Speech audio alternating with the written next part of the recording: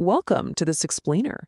Today we're going to climb the ladder of escalating severity to rapidly identify AV blocks on an ECG so you can make those critical, life-saving clinical decisions out on the floor. Here's our quick roadmap for today. We'll start with the AV conduction system, move into first-degree simple delays, tackle the tricky Mobitz I versus Mobitz II, hit the dangerous third-degree complete heart block, and finish up with those critical warning signs and triggers. Let's get right into it. Section 1, the AV conduction system. Okay, so before we start breaking the system down, we really have to establish what the normal electrical pathway looks like, right? In a healthy heart, the impulse travels in a very specific sequence. It starts up in the SA node, which is basically the heart's natural pacemaker, then it travels down to the AV node. And here, it actually intentionally slows down. It's a built-in physiological delay that protects the ventricles from crazy fast atrial arrhythmias, and it gives the lower chambers time to fill with blood. From there, it shoots down the bundle of His, splits off into the bundle branches, and finishes in the Purkinje fibers. But for this explainer, we are focusing heavily on those dangerous roadblocks that happen at the AV node and below. Moving to Section 2, first degree, the simple delay. Let's step onto the very first rung of our danger ladder, the first-degree AV block. Honestly, from a clinical standpoint, calling it a block is kind of a misnomer.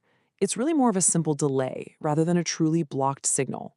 The electrical signal is just moving sluggishly through the AV node, and that results in a widened PR interval.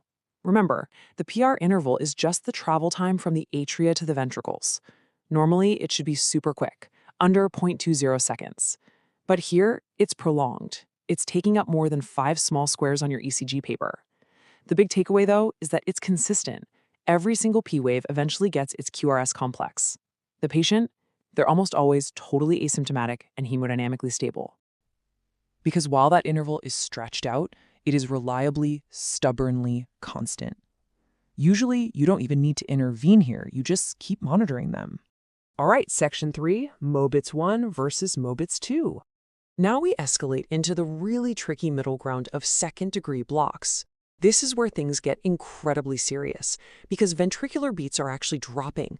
We're losing cardiac output, and acting like a detective to figure out which type you're looking at is absolutely critical for your patient's safety. First, we have Mobitz type 1, which you probably know as Wenckebach. Here, the PR interval progressively delays. It gets longer and longer and longer until finally, bam, a beat is dropped. The conduction just gets exhausted until it fails, usually right there at the AV node. But then we have Mobitz type 2.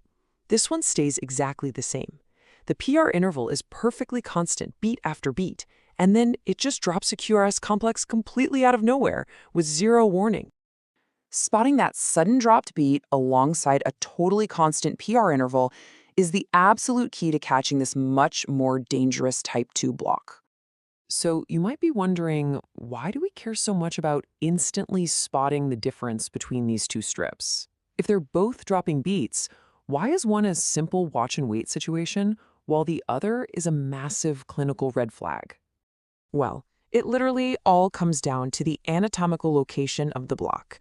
Mobitz type 1 usually happens directly inside the AV node itself, which is generally benign. But type 2? That's an infranodal block. That means the conduction failure is happening below the AV node, way down in the bundle of His or the bundle branches. Because of this deeper location, it directly tanks the cardiac output. Plus, it has a terrifyingly high chance of suddenly progressing into a complete third-degree heart block. These are the patients who often end up needing emergency pacing. Which brings us to Section 4, third-degree complete heart block.